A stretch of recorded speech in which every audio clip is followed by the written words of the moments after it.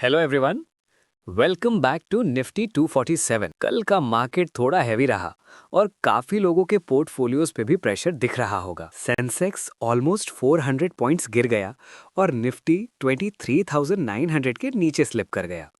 मतलब clear signal है कि मार्केट अभी कंफर्टेबल जोन में नहीं है।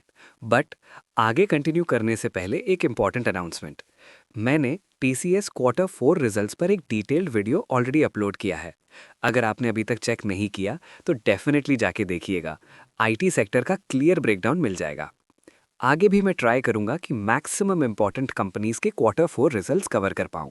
लेकिन फिर भी अगर आपको किसी स्पेसिफिक कंपनी का रिजल्ट ब्रेकडाउन चाहिए तो कमेंट सेक्शन में ज़रूर मेंशन करिएगा। मैं डेफिनेटली उस पर भी वीडियो ट्राई करूंगा। So let's start today's section. अब सवाल ये है, आखिर गिरावट का रीज़न क्या है? तो चलिए समझते हैं। एक रीज़न जो लास्ट कुछ वीक से कंटिन्यूसली बिल्ड हो रहा है और ऑनेस्टली मार्केट उसको इग्नोर भी नहीं कर पा रहा। अब तक तो आप समझ ही गए होंगे। हाँ जी, वही रीज़न है, मिडिल ईस्ट टेंशंस। जब भी ग्लोबल लेवल पे अनसर्टेनिटी बढ़ती है ना, तो सबसे पहले बड़े प्लेयर्स यानी एफआईआईज रिस्क कम करते हैं। और एग्जैक्टली वही अब देखने को मिल रहा है। सेलिंग प्रेशर धीरे धीरे बिल्ड हो रहा है। लेकिन यहाँ पे एक इंटरेस्टिंग ट्विस्ट भी है। ऑयल प्राइसेस पहले काफ़ी तेज़ी से ऊपर गए थे, बट बाद में वो सिर्फ 0.1% गेन के साथ सेटल हो गए। क्यों? क्योंकि अब इजराइल और लेबनान के बीच पीस टॉक्स की न्यूज़ आ रही है। मतलब एक तरफ टेंशन और दूसरी तरफ होप। बट अब तक तो आप भी समझ गए होंगे, ये मार्केट है, यहाँ कभी भी कुछ भी हो सकता है। अभी सिर्फ पीस टॉक्स चल रही हैं, पीस हुआ नहीं है। और मान लो हो भी गया तो कोई गारंटी नहीं है कि वो पीस कितने टाइम तक सस्टेन करेगा, ये किसी को पता नहीं। इसलिए मार्केट थोड़ा कंफ्यूज्ड है और इसी कंफ्यूजन में वॉलेटिलिटी क्रिएट होती है। और एक चीज़ हमेशा याद रखना, मार्केट प्रेजेंट पे रिएक्ट नहीं करता, फ्यूचर को प्राइस करता है। मतलब जो आज हो रहा है उससे ज़्यादा जो कल हो सकता है उसका इम्पैक्ट ज़्यादा होता है। ग्लोबल साइड पे अगर देखें तो पिक्चर उतनी स्ट्रांग नहीं है। एशिया मार्केट्स ने हल्का सा पॉजिटिव सिग्नल दिया, लेकिन ओवरऑल सेंटिमेंट अभी भी मिक्स्ड ही है। और यूएस से जो डेटा आया है वो थोड़ा कंसर्न क्रिएट करता है।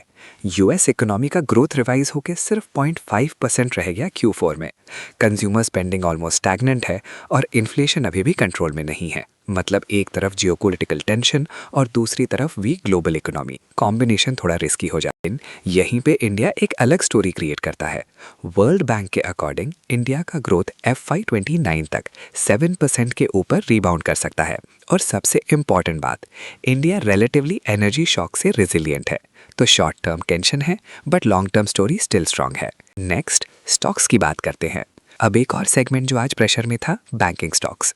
HDFC bank, SBI, Canara bank, सब में 2-3% तक की गिरावट देखने को मिली। और बैंक निफ्टी ने अपनी 5 दिन की रैली तोड़ दी। मतलब क्या? शॉर्ट टर्म में यहाँ प्रॉफिट बुकिंग क्लियरली विजिबल है। चलिए अब थोड़ा डिटेल में बात करते हैं इंपॉर्टेंट न्यूज़ और स्टॉक स्पेसिफिक ट्रिगर्स की। सबसे पहले बात करते हैं आईटी सेक्टर की।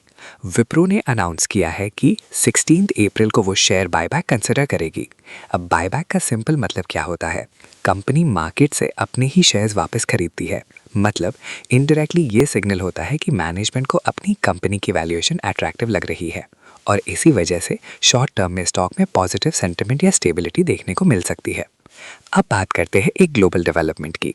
टाटा ग्रुप के जैगवार ब्राइट को यूके गवर्नमेंट ने अप्रॉक्स 380 मिलियन की सब्सिडी अप्रूव की है। ये सब्सिडी मिलेगी उनके बैटरी मैन्युफैक्चरिंग प्लांट के लिए।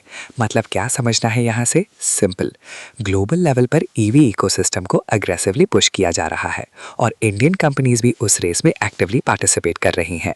लॉन्ग टर्म में ये डेवलपमेंट ईवी और ऑटो सेक्टर के लिए पॉजिटिव सिग्नल हो सकता है।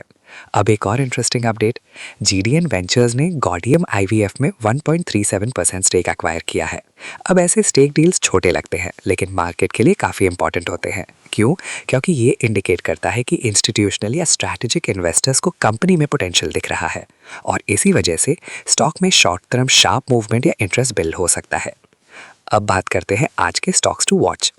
Wipro, TCS, HDFC life, IRB infra, JSW steel, IFB industries, ये सब स्टॉक्स न्यूज़ और मोमेंटम दोनों के बेसिस पर फोकस में रहेंगे।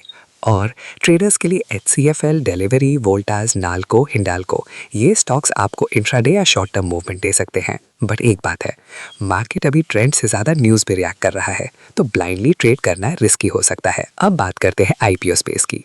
सिटीएस ट्रांसनेट इनवाइट का आईपीओ 17 अप्रैल को ओपन होने वाला है और इसका टोटल इश्यू साइज है अप्रॉक्स 1105 करोड़। अब यहाँ पे एक इम्पॉर्टेंट चीज़ समझना ज़रूरी है, ये एक रेगुलर आईपीओ नहीं है, ये इनवाइट है। इनवाइट मतलब infrastructure investment trust. Simple language में समझे तो ये आपको डायरेक्टली किसी कंपनी के शेयर्स नहीं देता, बल्कि आपको इंफ्रास्ट्रक्चर एसेट्स जैसे रोड्स, ट्रांसमिशन नेटवर्क्स में एक्सपोजर देता है। और यहाँ से जो इनकम जनरेट होती है उसका एक पोर्शन इन्वेस्टर्स को रेगुलर यील्ड के फॉर्म में मिलता है। मतलब ये ज़्यादा सूटेबल होता है उन लोगों के लिए जो स्टेबल इनकम चाहते हैं, यह जो लॉन्ग टर्म इंफ्रास्ट्रक्चर स्टोरी में इन्वेस्ट करना चाहते हैं। लेकिन एक बात ध्यान रखना, इनवाइट्स जनरली इक्विटी जैसे हाई रिटर्न नहीं देते, लेकिन comparatively stable cash flow provide करते हैं। तो ये डिसीजन डिपेंड करेगा आपके इन्वेस्टमेंट गोल पर। अगर आपको ग्रोथ चाहिए तो इक्विटीज़ बेटर, अगर आपको स्टेबिलिटी प्लस इनकम चाहिए तो इनवाइट कंसिडर कर सकते हो। और जैसे ही आईपीओ ओपन होगा उसका रिस्पॉन्स और सब्सक्रिप्शन डेटा भी काफ़ी इंपॉर्टेंट होगा, क्योंकि वही बताता है कि मार्केट का कॉन्फिडेंस कितना स्ट्रांग है उस इशू पर। सो अभी आगे क्या करें? देखो, मार्केट अभी थोड़ा नर्वस है, इसलिए अग्रेसिव बाइंग अवॉइड करो। अगर इन्वेस्ट करना है तो डिप्स का वेट करो और स्टैगर्ड वे में एंट्री लो। और ट्रेडर्स के लिए strict stop loss is not optional anymore, it's compulsory.